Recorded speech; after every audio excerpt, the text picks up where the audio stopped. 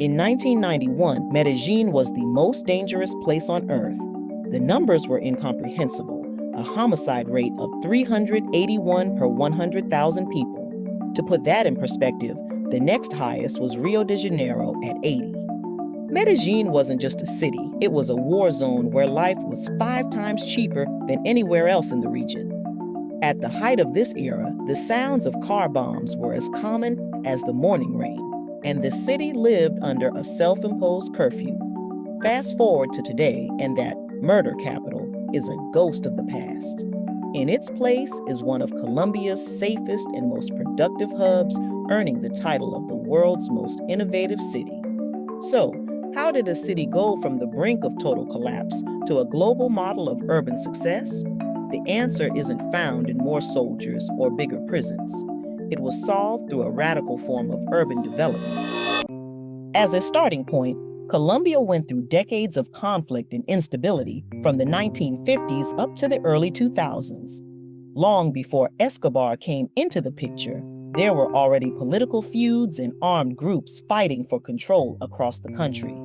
There was the government, whose influence varied outside the capital, different right-wing military groups, far-left guerrilla groups, and, of course, crime syndicates. Before the 1980s, Medellín itself was in a relatively good spot, at least compared to other regional cities. It had an industry primarily propped up by textile manufacturing, people had jobs, and there was a local and powerful business class. However, despite its relative affluence, there was deep inequality in the area, caused by the area's geography. Medellín is built entirely within the Valle de Aburrá, a long, narrow, and deep valley sliced through the Andes Mountains. In the center of the valley or on the valley floor, it is flat and easily accessible. Historically, this area contains the formal city center, traditional industrial zones, elite neighborhoods, and the main government and financial institutions. The valley walls rise steeply on both the east and west sides of the center. The areas were deemed unsuitable for planned formal development. However, informal communities called comunas propped up in these areas as people fleeing from general instability around the country to Medellín had to settle somewhere. And that somewhere were the steep hillsides, which were uncontested. Nobody wanted them. If someone did legally own the areas, it probably wasn't worth the cost to enforce land rights. This had caused massive inequality and segregation for various reasons. The first was the physical barriers. Traveling from a comuna dwelling high on the slope to a job or school on the valley floor could take 2 to 3 hours round trip and was physically exhausting, often involving climbing hundreds of vertical feet on precarious, unpaved paths. These physical barriers caused economic exclusion. It was nearly impossible for the residents of these comunas to hold formal, reliable jobs on the valley's floor. And on top of that, again because of the limited access and the fact that these areas were informal, the comunas were more or less ignored by government institutions. Because the paths were steep, narrow, and unplanned, they were difficult for police, ambulances, and government services to access. This made them very easy to exploit by the time Escobar rose to power. By the start of the 80s, Pablo Escobar had already started selling powder, and you could say he was already wealthy. But he hadn't reached the height of his influence yet. But somehow, the demand for coke had soared in the U.S., along with perfecting the Medellín cartel's trade routes and the invention of crack, which expanded the customer base as it was a much cheaper alternative for those with lower income. Pablo Escobar's wealth and influence skyrocketed. This also coincided with China's first steps towards becoming the manufacturing giant it is today. Why is this important? Well, because China had invested in newer, more efficient machines, along with its considerably cheaper labor, the textile manufacturing industry in Medellín shriveled. Their machines were older, less efficient in output, and the labor was more expensive. They simply couldn't compete, and poverty had risen in the city. Now, as I've stated earlier, comunas were largely ignored by the local government. Escobar utilized this in 2 major ways. The first one is simply manpower. The Medellín cartel recruited many of its members from the most impoverished areas of the city, and they were mostly from comunas. The second one was for his protection. If you've seen Narcos, you have an idea where I'm headed. One of Escobar's biggest headaches was the threat of extradition. Unlike in Colombia, where politicians can be bribed or threatened for protection, he couldn't do that in America. His way to combat this was through politics. Through his political influence, he could fight off any threat of extradition in Congress. And the way to gain his political power was primarily through the comunas. He used his drug money to fuel development in the comunas, building homes for those living in terrible conditions, schools, hospitals, community centers, and sports facilities. For a community that was largely ignored by the government, Escobar's social projects were a godsend. And for the people living there, their loyalties lay with Escobar. Of course, it didn't work.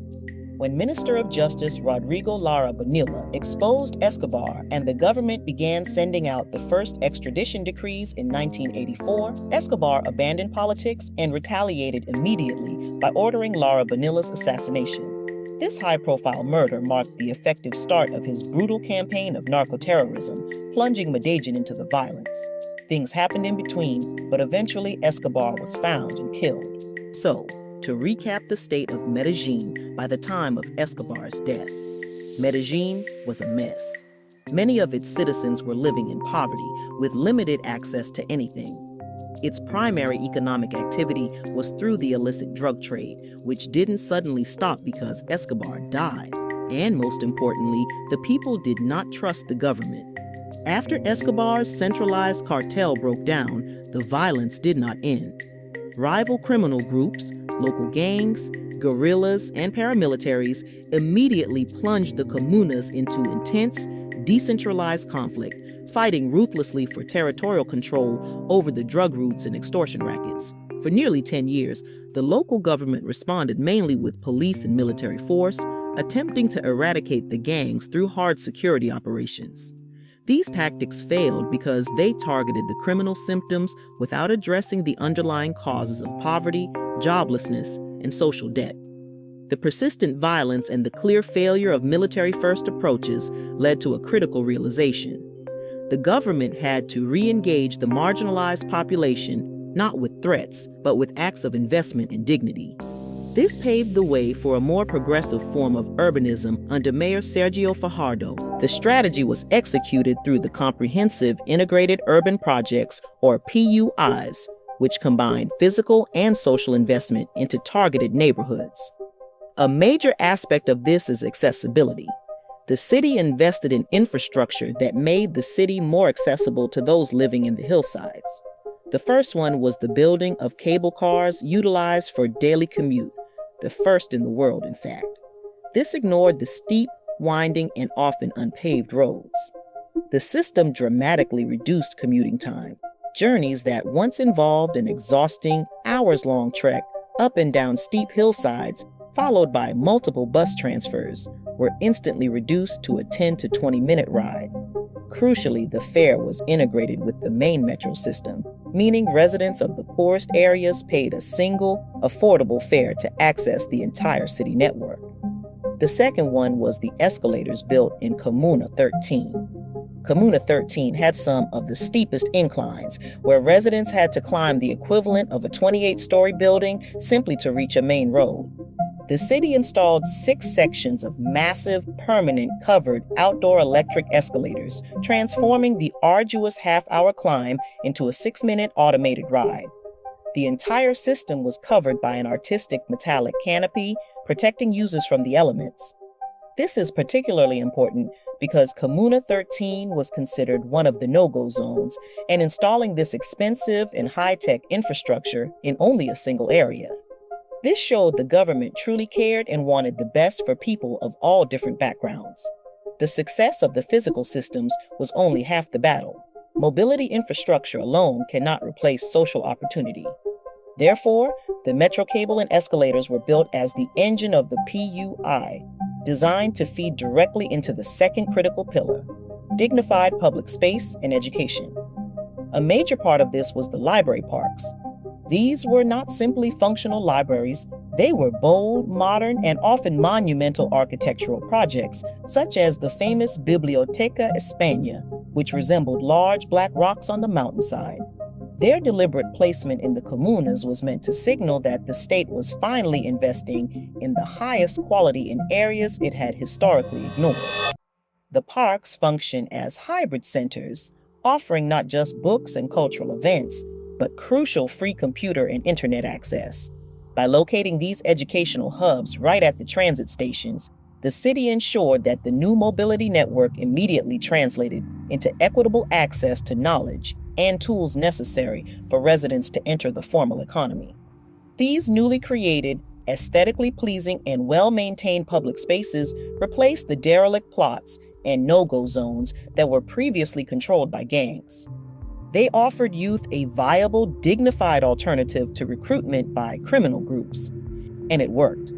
The city's homicide rate fell by over 80% from its 1991 peak. The combination of access and opportunity directly provided viable alternatives to illicit work, effectively shrinking the labor pool for gangs and sicarios.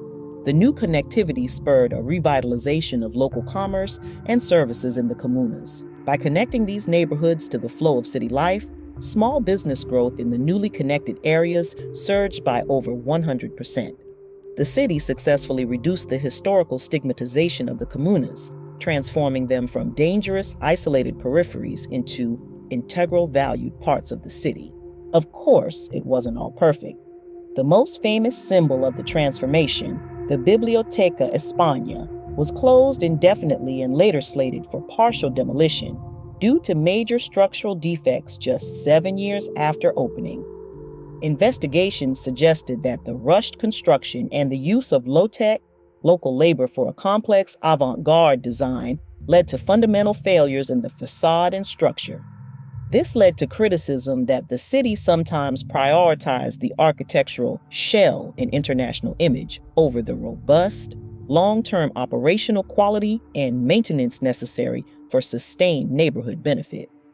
The second, and a very common issue with development, is displacement. Because these comunas were now desirable, property prices spiked and many of its original inhabitants now face eviction, threatening to undo all the work towards social equity. Despite not being the fairy tale ending we all hope for, it would be an understatement to call it a success. It was a complete triumph and rebirth of what was once one of the most dangerous cities in the world. From being the center of illegal trade to violence to one of the safest cities in the country is no small feat. Although the city and the country are still considered dangerous by global standards, it is a huge improvement. Medellín was able to overcome physical barriers that caused its residents isolation from wider society, unifying a divided society. It was able to bring dignity to comunas, from where people were literally living in garbage dumps to now a community garden. And most importantly, the city was able to give people hope and opportunity outside of working for the drug trade. The most effective weapon against the drug trade wasn't guns, but rather giving the poorest a new lease on life. Medellín's story proves that infrastructure can be a policy tool for peace. The true breakthrough was the political courage to use cable cars and escalators to connect the forgotten poor, essentially proving that the government cared. However, the job is not finished. The modern challenge is ensuring that this success doesn't destroy the communities it was meant to help. The city must now protect its residents from the rising property values and displacement caused by the very safety and integration it created. To secure a safe future, Medellín must guarantee that the legacy of dignity outlasts the market forces.